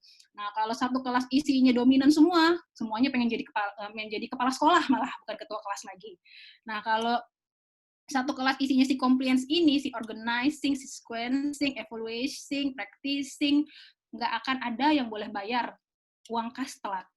Pokoknya tanggal 10 bayar uang kas, tanggal 10 harus dikumpulin. Wah, itu si perfeksionis gitu. Kamu telat, aku catat, aduin ke guru. Wah, kalau kayak gini guru BK-nya kebanjiran kerjaan. Kalau anaknya kayak banyak kayak komplain yang suka ngadu. Wah, guru BK-nya sibuk. Nah, jadi kalau kita elaborasi dari apa yang tadi disampaikan sama Bom, ternyata pembelajaran jarak jauh ini nggak cuma gurunya aja sih yang harus kerja keras gitu, tapi orang tua sih sebetulnya enak ya, nggak mikirin materi, yang mikirin materi kan guru ya, yang mikirin bahan ajar itu guru, yang mikirin bagaimana terdeliver dengan baik itu guru, tapi eksekusinya kan ada di orang tua gitu. Jadi memang harus kolaborasi gimana caranya guru yang udah bikin materi dengan sampai kepala sakit itu bisa terdeliver dengan baik, dieksekusi dengan baik di tangan orang tua gitu. Balik lagi memang ya, eksekutornya ya orang tua gitu. Kalau dulu kita selama ini cukup menutup mata bahwa eksekutornya adalah sekolah gitu, guru, kali ini memang nggak bisa gitu, eksekutornya ya kita. Tapi kita kan nggak benar-benar siap ya, karena kita nggak pernah belajar bagaimana mengajar anak. Ya, jadi yang paling bisa kita pahami adalah gimana sih kita kenal kepribadian kita sama kepribadian anak, sehingga kita akan nurunin rentan stres. Kalau kita tahu kita orangnya organizer, ini dia akan sangat stres sekali kalau anaknya nggak bikin kerja, nggak bikin tugas. Terus kita tahu kita ini organizer, kita bisa turunin standar. Oke, berarti gue ya harus turunin standar karena anak gue tidak compliance. Gitu. Oke, berarti gue nggak bisa maksa dia untuk bisa ngerjain semuanya, gitu. Karena anak gue bukan gue, gitu. Dia kan pribadi dan anak dengan karakter yang berbeda, gitu. Jadi segala macam stres ini bisa jadi sumbernya adalah karena kita nggak kenal diri kita siapa dan kita nggak benar-benar kenal anak kita punya kebutuhan apa. Gitu. Oke. Ada lagi? Udah sudah berhenti sama Irfan. Oke. Jadi sebetulnya terakhir ada slide terakhir. Ada yang mau disampaikan dulu sebelum kita ke pertanyaan? Nggak ada. Nggak usah sih. Oke, jadi ya memang dari saya juga orang tua, saya juga punya anak yang bersekolah, saya tahu banget rasanya tiba-tiba kedatangan 2 murid di rumah gitu, dengan level yang berbeda. Kalau guru masih ngajarin di level yang sama ya, tapi ketika saya dalam satu waktu harus switch si kelas 2 SD sama si kelas 5 SD dengan pelajaran yang berbeda dan subjek yang berbeda, saya tahu itu stresnya kayak apa gitu. Jadi, tapi ketika saya coba dalamin, saya ini kebetulan compliance banget. Terus saya coba turunin standar saya, anak saya punya karakter yang berbeda, akhirnya saya lebih ngerasa jauh lebih damai gitu. Oke, berarti nggak bisa saya pakai standar organizing kayak saya gitu. Jadi ya dari saya perjalanan pembelajaran jarak jauh ini masih sangat panjang sekali, kita nggak tahu kapan ada vaksinnya. Jadi cobalah untuk belajar kenal diri sendiri, karena dengan begitu itu sudah setengah perjalanan kita untuk bisa lebih tenang menghadapi pembelajaran jarak jauh ini. Jadi dari keempat ini memang tidak ada kepribadian yang lebih baik. Yang lebih baik itu ya memang kalau kita bisa mengembangkan kepribadian menjadi versi terbaiknya. Gitu. Seperti apa yang dilakukan HRD di kantor, bagaimana melakukan tes, assessment, dan menempatkan mereka di tempat terbaik yang dirasa mereka bisa bersinar di situ. Jadi itulah yang diharapkan orang tua juga bisa mengembangkan anak jadi versi terbaiknya dari kepribadian mereka itu. Gitu sih, Van. Oke, siap. Jadi ini mengingatkan saya sama materi halakoh dulu waktu kita sama-sama jadi anak rohis, yaitu Ma'rifatul Insan ya, mengenal diri, mengenal manusia. Betul. Materi itu udah ada dari dulu ya. Kalau dari dulu tuh namanya ya kayak semacam mencari jati diri gitu ya. Kalau untuk kurang lebih kayak gitu. Kita kan subhanallah yang anak rohis ya, luar biasa. Anda juga anak rohis, Pak Bombo. Jangan lupa. Masa muda ya. Ya, mudah-mudahan sih itu bisa jadi semacam bekal ya.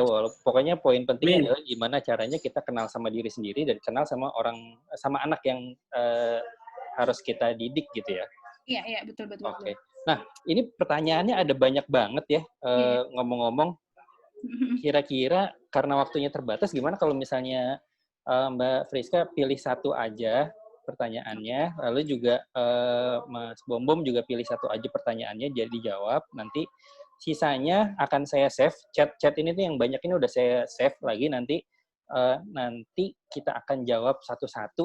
Kita akan pilih sih, nggak semuanya mungkin dijawab. Akan kita pilih dan kita jawab di email newsletter gitu ya.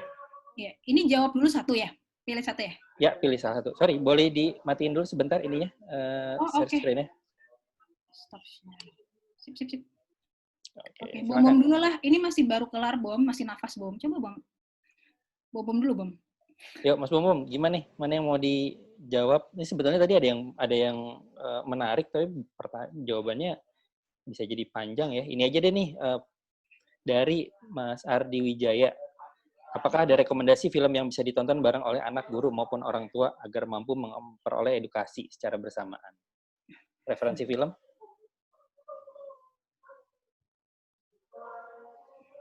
Gimana Mas Bom?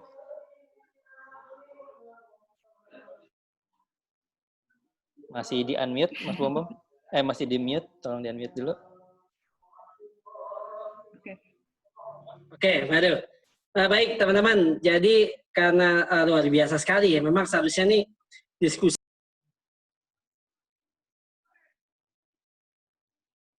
Mute. Van, di mute Van. Itu ke mute Van. Oke. Bom juga ke mute. Habis zuhur, terus ke asar, seharusnya bisa jadi 4 sesi nih, atau menjadi pelatihan aja kali ya, pelatihan orang tua ya. Jadi yang diadakan oleh biometrik, terus habis pelatihan semua dapat tes biometrik secara gratis ya. Sebenarnya penasaran juga sih ini ya. Jadi untuk apa namanya Adis ya bisa ikut tes biometrik. Karena terus terang teman-teman saya juga belum ikut tesnya nih. Kalau untuk Steven sih udah pernah ya. Nah, ini Steven ini 11-12 nih sama biometrik. Cuma kalau kita searching kemarin iklan dikit nih, karena bantu jualannya Adis ya. Jadi apa namanya kalau bedanya gini teman-teman. Di sini ada yang nanya juga tadi sempat pas pagi apa ya dia nanya, bro ini apa sih bedanya antara Steven sama biometrik gitu ya. Nanti mungkin bisa nanya tuh ke Mbak Friska sendiri. Tapi yang pasti kalau satu hal yang paling fundamental sekali itu, yaitu kalau data di Steven itu kalau nggak salah tersave ya, Mas Irfan ya. Jadi tersave datanya memang tersave. Kalau bisa biometrik ini setelah kita mepekkan jempol atau kita sudah ikut tes ya, nah itu hilang ya datanya. Kalau nggak salah itu salah satu mungkin nanti penjelasannya bisa ke Mbak Friska. Tadi ada kawan sih, kawan itu kebetulan punya sebuah perusahaan bimbel yang cukup terkenal dan dia ownernya sekarang seluruh Indonesia dan dia sekarang lagi pakai Steven, katanya oh menarik juga ya, apa nih keunggulannya, mungkin nanti bisa dibahas juga, nimpung banyak teman-teman yang lain nih nanti ya tentang biometriknya. Baik, teman-teman, kalau bicara tentang ini sebenarnya banyak banget. Nih ada tadi Mbak Tias pertanyaan ya, terus ada Mbak Tari, ada Mbak Vina juga ada 2 nih, Vina kembar ya, karena mereka berdua kembar. Terus ada ya saking banyaknya ini ya bingung juga ya tentang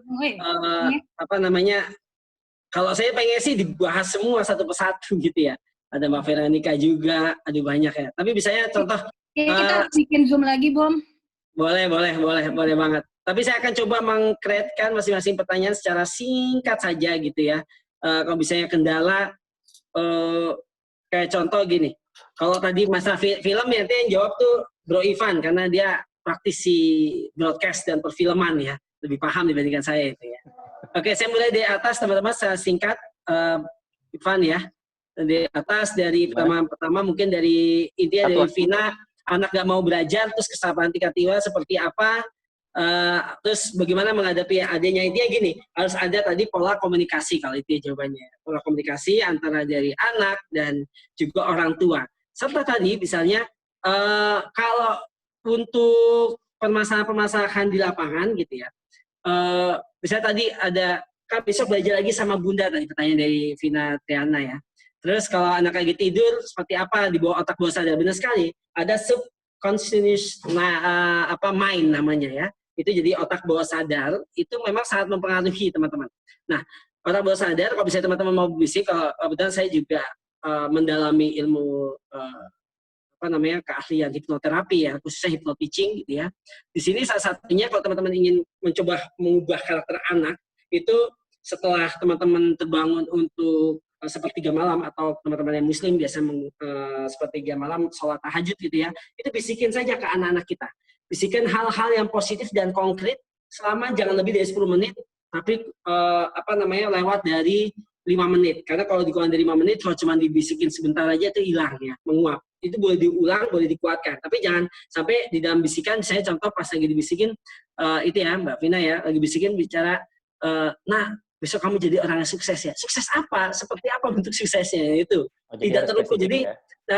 ngasih masukannya juga, ngasih masukan yang terukur kepada anak-anak kita. Jadi biasakan kalau kita bicara sesuatu itu, nah semoga kamu menjadi anak yang sukses. Sukses itu kan jelas, beda. Macam-macam bentuk variabelnya juga, sukses macam-macam bidangnya beda-beda gitu ya. Dan profesinya pun beda-beda. Ini harus kita definisikan sampai sedetail-detailnya.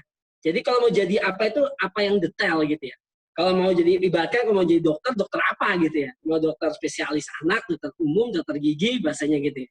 Nah, kalau sebegitu juga dengan pengusaha-pengusaha yang seperti apa, pengusaha tekstil, pengusaha jilbab cuman sebagai distributor atau sebagai apa, itu harus detail kita berikan gambaran.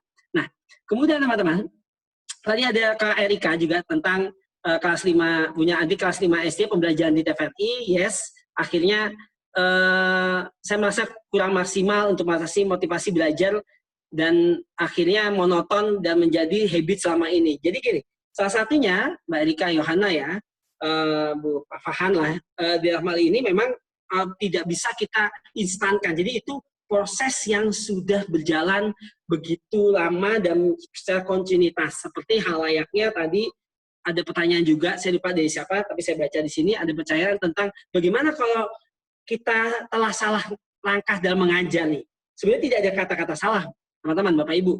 Tidak ada kata salah, tidak ada kata benar juga, karena semuanya berproses. Ya, learning by doing. Karena dalam proses itu kita harus punya namanya kembali lagi kita harus punya self vision, tujuan visi misi dalam kehidupan kita yang kita atur terhadap peserta didik atau bahkan anak-anak kita. Jadi kita berikan gambaran secara konkret dan benar-benar walaupun secara tidak langsung sesuai dengan tahapan perkembangannya tentang masa depan atau impian-impian mereka, gitu ya.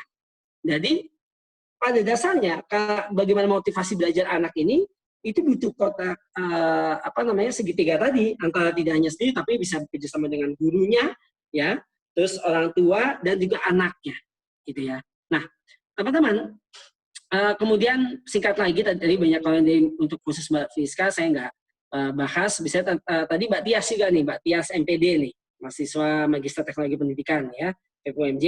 Di sini kalau misalnya salah satu saya langsung aja ya ke pertanyaan, bagaimana sikap kita sebagai guru apabila ada anak yang ortunya itu divorce. Nah ini mungkin menjadi sebuah tantangan nih. Mbak Tias, mungkin anaknya boleh yang divorce itu boleh suruh ini dites biometrik kali ya, Tias ya. Bisa dites biometrik sambil diidentifikasikan nih anak-anaknya seperti apa nih. Kalau program serta pada gurunya, pada saya gini, Mbak Tias, satunya apabila kita melalui satu proses, terus kemudian tidak sedang bersama anaknya, keterlibatan guru ini kan pasti menjadi penengah. Dan biasanya kalau yang divorce itu, gurunya malah lebih dekat pada anaknya ketika dia punya challenge gitu ya, punya kesempatan lebih mendalam. Nah, ini kan hal yang sulit nih teman-teman. Kenapa teman-teman hal yang sulit, apalagi Mbak Tias tadi ya, terutama dalam proses school from home ini, salah satunya masalah perceraian atau divorce ini bisa tetap harus ada penengahnya, yaitu pendekatan antara keduanya. Jadi kalau secara psikologisnya nanti akan disampaikan oleh Adis gitu, Fidiska. Tapi kalau secara tatanan pedagogik ya teman-teman, ini bisa salah satunya dengan Mbak Tias melakukan komunikasi efektif dan temu langsung, walaupun dengan protokol sekarang dengan COVID-19 ini ya, tapi tidak apa-apa kan bisa berdua atau bertiga nih, ketemu gitu ya, berdua bertiga sama anaknya di mana gitu ya, di satu tempat karena sudah tempat-tempat fasilitas umum sudah mulai terbuka. Nah ini bisa dikomunikasikan secara komprehensif, karena ketika anak sudah nyaman dengan bapak atau ibunya, itu yang bisa sama-sama dibangun itu ya. Nah, kemudian yang terakhir dari saya, di sini ada satu, sebenarnya banyak ya, ada 4 lagi pertanyaannya. Langsung saja terakhir dari saya ambil, kalau untuk proses dari siapa nih? Bagaimana jika anak didik kalangan kumuh atau di mana orang tua pun tidak mengenal teori ini? Apa langkah yang harus dilakukan oleh guru atau tutor di masalah tadi ya? Ini pertanyaan untuk Adis nih, dan memahami karakter masing-masing. Gini teman-teman, saya pernah ada pengalaman, jadi saya sampai terakhir itu kita punya beberapa sekolah kaum miskin kota ya, sampai saat ini yang dibina oleh teman-teman backpacker teaching. Salah satunya bisa di daerah di kolong jembatan Ciputat itu ya, ada TB Kolong itu namanya. Terus tadinya kita ada juga di daerah, maksudnya sih masih Rawamangun ya, Rawasari, itu namanya di Depang, tapi sekarang sudah beberapa tahun lalu sudah digusur gitu ya. Tapi pada dasarnya memang ketika memang kita ketemu atau kita sebagai guru ketemu dengan siswa yang kapabilitasnya, keadaan perekonomiannya ini low gitu ya, bawah, itu teman-teman, kita bisa lakukan pendekatan persuasif gitu ya, teman-teman bisa melakukan pendekatan tidak serta-merta dengan teknologi gitu. Nah, misalnya tadi kalau teorinya seperti apa? Oke lah kalau ini semuanya teoritiknya memang secara tatanan masuk untuk orang yang memiliki orang tua yang memiliki intelijensi atau intelijitas yang tinggi. Tapi kalau orang tuanya juga nggak paham gitu kan, kita omongin nggak paham seperti apa? Ya kembali lagi pendekatan persuasif gitu ya. Nah, di dalam pendekatan persuasif ini jelas gitu di dalam satu teori, saya kutip teorinya Gafnya, The Principles of Design International Principles Models gitu, dia sampaikan Gafnya bahwa hal yang paling mudah dilakukan oleh guru ketika ingin melakukan perubahan secara masif kepada peserta didiknya, lakukan pendekatan dengan keluarganya. Setelah keluarganya, biarkan keluarganya itu yang melakukan perubahan, bukan hanya dari kita gurunya. Kalau istilahnya, sederhananya, orang tua itu jangan menyerah, jangan menyerah. Nah, bagaimana supaya tidak jangan menyerah? Tadi, gurunya harus interaktif itu. Harus setiap hari berkomunikasi, interaktif. Masalahnya sekarang gurunya pun, mohon maaf ya, setiap hari ya kalau ada perlunya paling di grup WhatsApp kan gitu. Tapi tidak intens heart to heart, satu persatu gitu ya, dihubungkan. Misalnya kalau satu siswa wali kelas ada 25 murid, kita bagi saja hari ini, besok hari ini 5 menit 5 orang, besok 5 orang, besok lagi 5 orang untuk melakukan komunikasi secara efektif. Dan itu alhamdulillah berhasil dilakukan untuk sekolah yang memang murid-muridnya kategorisasinya butuh perhatian khusus dan tidak bisa difasilitasi oleh gadget. Kalau bisa canggih sih, ya udah solusinya ada di biometrik gitu ya. Baik, Bro Irfan, segitu saja dari tambahan dari saya. Silakan, Dis. Oke, thank you. Oke. Gue ya. Oke, apa nih ya nanyanya? Oh, CLBK nih, teman lama bertemu kembali. Iya, kita teman lama bertemu kembali. Tapi kita nggak ada yang pacaran, kita doang, ya. Terus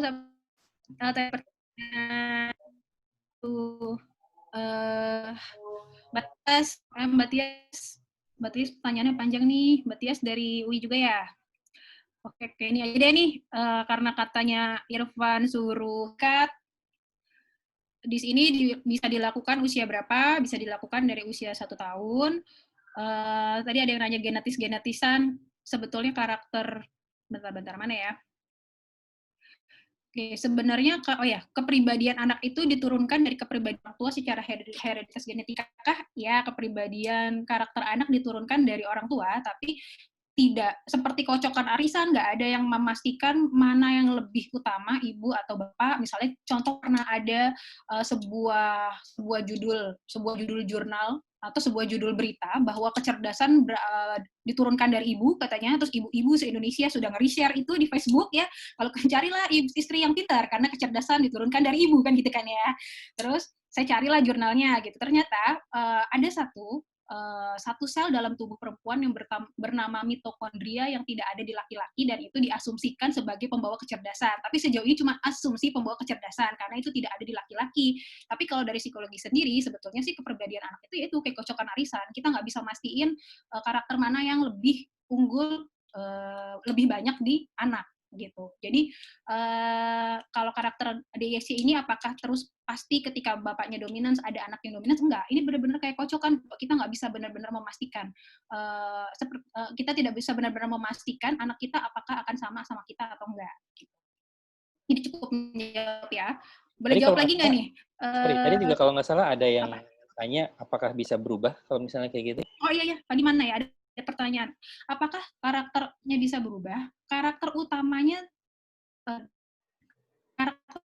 itu kan kita sebut drive ya, itu tidak bisa berubah gitu. Jadi orang yang misalnya terlahir dengan dominance ya dia akan dominance, tapi yang berbeda adalah kan yang mengikuti kan tadi berbeda ya, ada yang dominance ke influence-an, ada yang dominan ke steadiness-an, ada dominance yang ke satu lagi compliance gitu. Nah, tapi ketika kita ke-trigger dengan satu masalah, ketika kita dihadapkan pada situasi yang sulit, kita akan adaptif sebagai manusia, gitu. Dan ketika kita adaptif, kita akan menjadi pribadi yang lain. Maksudnya bukan pribadi yang berbeda. Gini, karakter yang mengikuti belakangnya itu akan maju ke depan untuk beradaptasi sama situasi yang ada gitu. Misalnya contohnya yaitu orang yang dominance tapi influence, ketika dia dihadapkan pada situasi dia tidak bisa bergerak dengan drive utamanya, ya dia akan beradaptasi, dia akan adaptif dengan karakter lainnya gitu. Jadi karakter lainnya karena kan memang empat itu mengikuti gitu. Tapi penilaian ini akan jadi penting karena ketika kita bergerak biasa aja nih dalam sehari-hari, maka yang bergerak adalah drive yang utama gitu. Ketika kita dalam situasi normal gitu. Apalagi ada lagi yang berkaitan kalau udah terlanjur, tadi saya baca deh, kalau udah terlanjur misalnya salah mengajarkan gimana, ya kalau udah terlanjur ya nggak apa-apa, diperbaiki aja. Selalu ada kata maaf kok, gitu. Jadi ya yang penting tahu aja, berarti kesalahannya di mana, berarti ya akan memperbaikinya di mana, gitu. Pada dasarnya kan manusia plasticity ya istilahnya.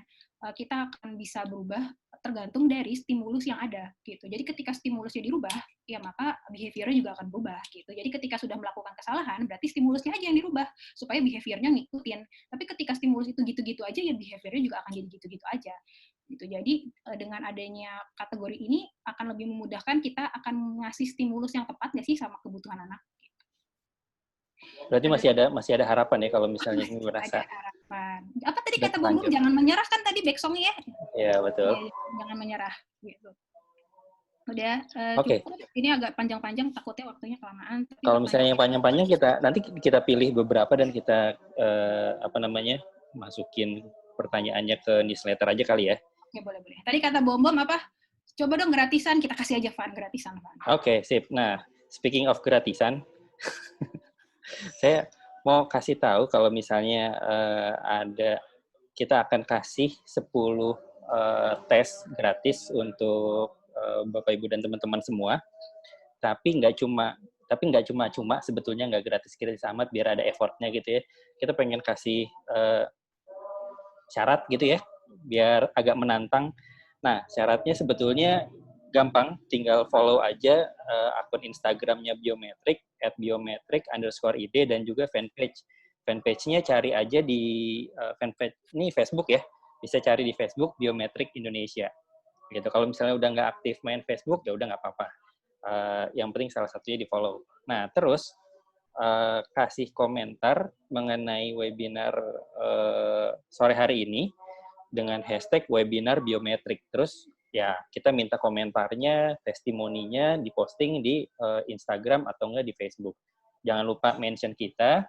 Nanti testimoni atau komentar terbaik akan kita pilih untuk kita kasih tes gratis ya, Mbak Friska. Terus abis itu nanti kita kasih semacam konsultasi di grup tersendiri untuk 10 orang itu.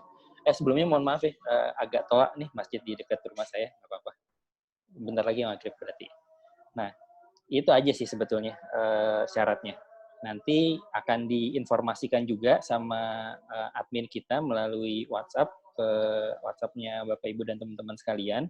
Syarat-syaratnya yaitu pertama follow dan juga like Facebook fanpage dan juga Instagramnya Biometrik, posting komentar atau testimoni untuk webinar kali ini, mention Biometrik jangan lupa, dan pakai hashtag webinar Biometrik. Itu aja. Nah, tadi juga udah bilang nih, kalau misalnya pertanyaan-pertanyaannya akan dijawab di newsletter. Cara ikutan newsletternya gimana? Nah, cara ikutan newsletternya itu sebenarnya kayak gini. Oh ya, ini salah nih. Cara ikutannya itu kalau misalnya di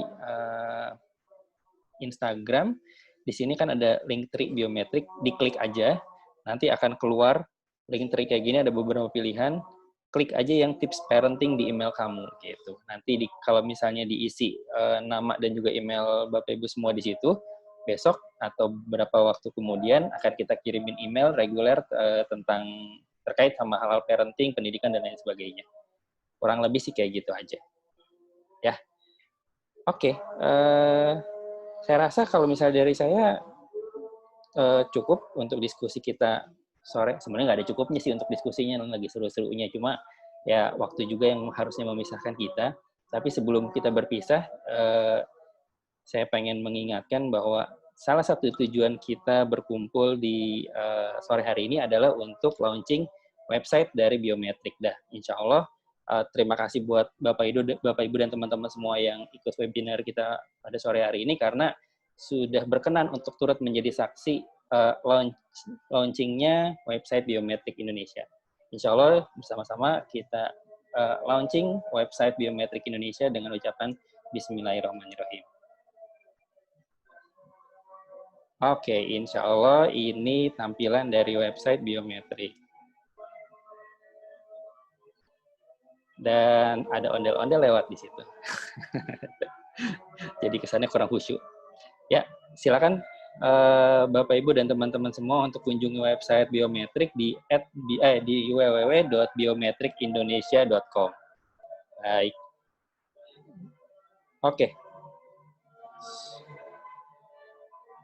Baik, saya rasa cukup untuk diskusi dan webinar kita pada sore hari ini. Semoga ada ilmu yang bermanfaat yang bisa diambil.